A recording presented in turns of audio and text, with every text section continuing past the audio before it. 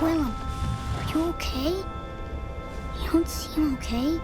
So, if you're not okay, just roar or grunt or anything.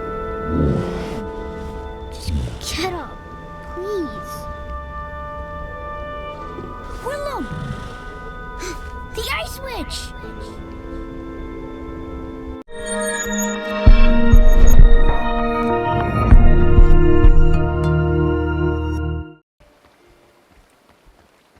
The last few years have been pretty busy for Riot Games, with the Arcane series doing great numbers on Netflix, now approaching half a dozen spin-off games for its seminal League of Legends property. Riot's ability to adapt and surprise has been impressive. The fact that none of the spin-offs have been the same genre is even more exciting.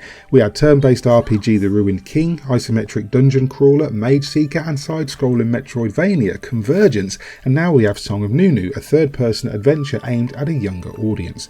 It follows the titular Nunu, a young boy looking for his mother, as well as any remnants of his lost people, allied with Willump, a powerful yeti terrifying to anyone but Nunu. Together they must cross the perilous frozen wilds of the Freljord and contend with the villainous Lissandra, who invades Nunu's dreams and seeks an ancient weapon at the heart of a colossal mountain.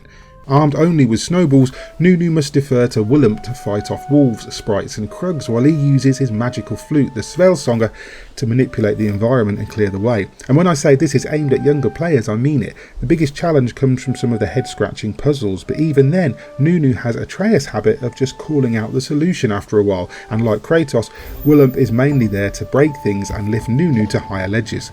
But I'm not comparing this to God of War in any meaningful way. Song of Nunu, a League of Legends story, is far simpler than that. Most of the game is spent using the flute to solve simple input puzzles that are only challenging until you've gotten your head around which button corresponds to which note. In between, you'll climb ledges, explode colour-coded flower blooms with snowballs, and use Willump's ice powers to create climb points and stepping stones across water. There are brief asides where you'll journey to areas not covered in snow, but not many. While Song of Nunu is certainly bright and colourful, it's not the best looking game of its kind. Environments are very samey and low detail, and though the game occasionally goes for spectacle, it rarely manages to really impress visually. Perhaps it's because Song of Nunu is for youngsters that it feels much less interesting than previous League of Legends stories. It does bring in other champions like Brawn, Volibear, Ornn and the aforementioned Lissandra, but that's the kind of fan service you'd expect and which will only really appeal to League of Legends players. They might come for the tie-in lore, but unless they're under 12, they're not likely to stay. Combat is a simple affair of wailing on an enemy, dodging and blocking until they can be finished by holding the button down, upon which Nunu and Willump will do one of a surprising number of cinematic finishes. Even boss battles don't put up much of a fight, given that they heavily telegraph attacks and in some cases simply wait until you're actually out of the way before they attack. What Song of Nunu lacks in challenge and thrills, it mostly makes up for with charm and likeability. Nunu is a cute character and Willump is adorable, though they have a habit of hijacking the camera to talk exposition at you in almost every new area, and whenever you find collectibles like murals and special stanzas for Nunu to play on his flute. The story never really goes anywhere dark or all that interesting, despite the narrative device of Nunu's nightmares and dreamlike search for his missing mother.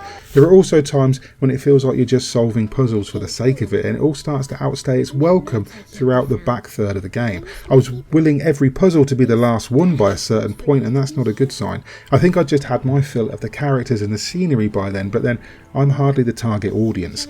Despite some pretty visuals and endearing character interactions like snowball fights and little high-five belly bounce you do after solving a big puzzle, Song of Nunu ultimately feels quite flat throughout. Compared to the other League of Legends stories we've had recently, it definitely feels more generic and a little too by the numbers. Younger gamers and die-hard fans will find a lot here that appeals, but for anyone else there's little to get excited about, and for that reason I'm going to score Song of Nunu, a League of Legends story, a 6.5 out of 10.